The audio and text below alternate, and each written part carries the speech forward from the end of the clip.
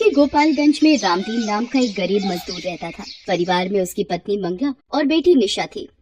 मंगला, कुछ खाने को दे दे, फिर मैं जाकर देखूं, शायद कोई मजदूरी का काम मिल जाए।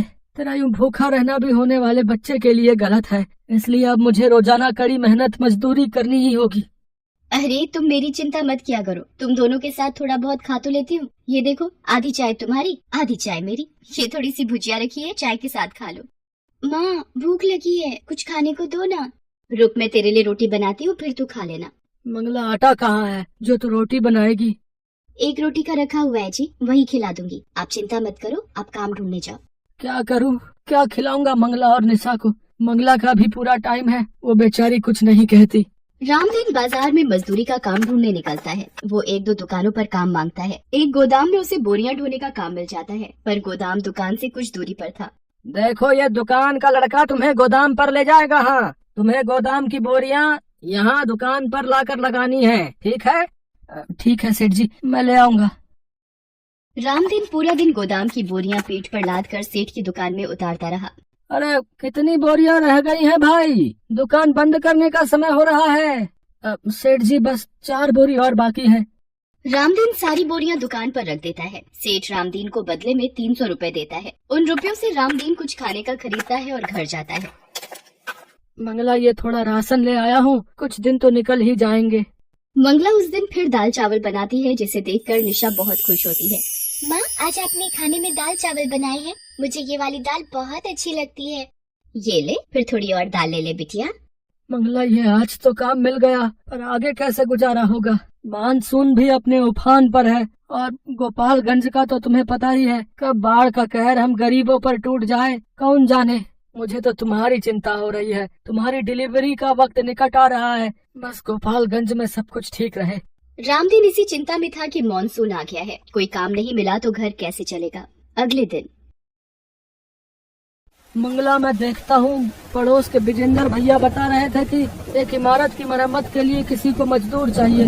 पता करके आता हूँ, शायद मिल जाए। बाहर तो बारिश हो रही है, कैसे जाओगे? अरे ज्यादा दूर नहीं जा रहा, पास ही में जा रहा हूँ। रामदीन एक पन्नी ओढ़कर बारिश में काम ढूंढने निकलता है। अचानक बारिश बहुत तेज होने लगती है। वो एक चाय की छोटी दुकान के नीचे खड़ा होकर बारिश रुकने का इंतजार करने लगता है। चाय की दुकान पर कुछ ग्राहक भी बारिश रुकने का इंतजार कर रहे थे। चाय वाले की दुकान पर एक रेडियो चल रहा था, जिस पर गोपालगंज की खबरें आ रही थी। बता दें कि गोपालगंज जिले में लगातार हो रही बारिश और नेपाल से पानी डिस्चार्ज किए जाने से गंडक नदी का पानी तेजी से गांव में प्रवेश कर रहा है। मांझावा सदर प्रखंड के कई गांव में बाढ़ का पानी घुस चुका है। लोग बाढ़ के पानी से त्राहिमाम कर रहे हैं। अरे भगवान, ये क्या हो गया? बाढ़ का पानी तेजी से गांव में आ रहा है, मुझे घर जाना होगा। अरे ये पानी का बहाव तो बढ़ता ही जा रहा है। रामदीन खबर को सुनकर घबरा जाता है और तेजी से घर की ओर भागता है। रामदीन के घर में पानी भर चुका होता है। आसपास के लोग जल्दी जल्दी घरों को खाली करके भाग रहे होते हैं। अब आ गए, ये देखो पूरे घर में पानी भरता ही जा रहा है। बापू, मुझे डर लग रहा है। अरे घबराओ मत, कुछ नहीं होगा मंगला। निशा को मैं कंधे पर बैठा लेता हूँ, हमें जल्दी यहाँ से निकलना होगा। सुनो जी, लगता है मेरा बच्चा होने का वक्त आ रहा है। मुझे दर्द महसूस हो रहा है जी, घबराहट से लगता है बच्चा नीचे आ रहा है। प्रभु, क्या करूं? विजेंद्र भैया को बुला कर लाता हूँ। विजेंद्र भैया। रामदीन, जल्दी से जरूरी सामान बांध ले, निकलना है वरना कोई नहीं बचेगा, सब बाढ़ में बह जाएंगे। विजेंद्र भैया, मंगला को बच्चे का दर्द शुरू हो गया है, वो चल भी नहीं पा रही है। अरे बेचारी को इस मुसीबत में ये बड़ी परेशानी होनी थी। जल्दी चलो जी। एक काम कर, ये खाट पर भाभी को लेटा, फिर इसी पर ले जाना पड़ेगा, कोई और रास्ता नहीं है अब। रामदीन निशा को अपने कंधे पर बिठा लेता है। विजेंद्र और उसकी पत्नी भी बहुत नेक दिल थे। विजेंद्र की पत्नी अपने बेटे को गोद में उठा लेती है। विजेंद्र रामदीन के साथ मंगला को खटिया पर लेटाकर उठाने में मदद करता है। सुनो जी, निशा के बाबू, मेरा दर्द बर्दाश्त के बाहर हो रहा है, कुछ करो जी। बाहर का पानी बढ़ता ही जा रहा है विजेंद्र भैया। अरे हिम्मत मत हार रामदीन, भगवान सब ठीक करेंगे। लोग पानी के बहाव से बचने के लिए इधर उधर भाग रहे थे। आज पता नहीं एक गरीब पर बाढ़ का कहर आया हुआ था, मानो सब कुछ ले डूबेगा। मंगला की हिम्मत जवाब दे रही थी। अब एक ही उपाय है रामदीन, भाभी को किसी नाव में सहारा दिलवाना होगा, कोई नाव में लेटाने की मदद कर दे बस। अरे भैया, मेरी बीवी का बच्चा होने वाला है, अपनी नाव में जगह दे दो भैया। भाई हम खुद 5 लोग हैं, हमारी नाव इतना वजन नहीं संभाल पाएगी भाई। रामदीन बहुत लोगों के आगे गिड़गिड़ाता है। मंगला की तबीयत बिगड़ने लगती है। मंगला हिम्मत रख विजेंद्र भैया, मेरी मंगला को कुछ हो गया तो मैं। हिम्मत मत हारो भैया, वो सामने शायद बचाव कर्मी नाव लेकर खड़े हैं। जल्दी से उन लोगों को मदद दो, शायद वो लेडी प्रेग्नेंट है, जल्दी।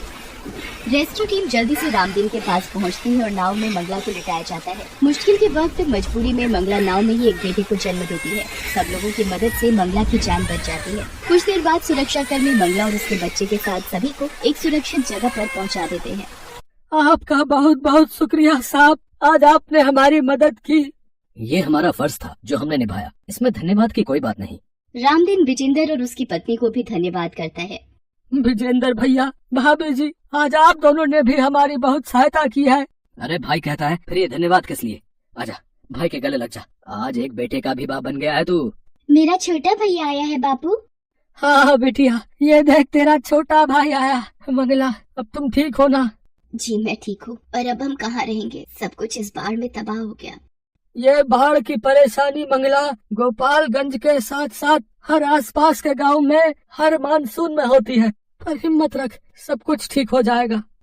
गरीब पर बाढ़ का कहर जब आता है अपने साथ बहुत कुछ ले जाता है, पर कहते हैं ना, जब कभी कोई संकट आता है तो भगवान किसी न किसी रूप में अवश्य आ जाते हैं, जैसे ये बचाव कर्मी आए। इस बुरे समय में सबने एक दूसरे की सहायता की और कुछ समय बाद फिर से जिंदगी ने अपनी नई सुबह देख ली।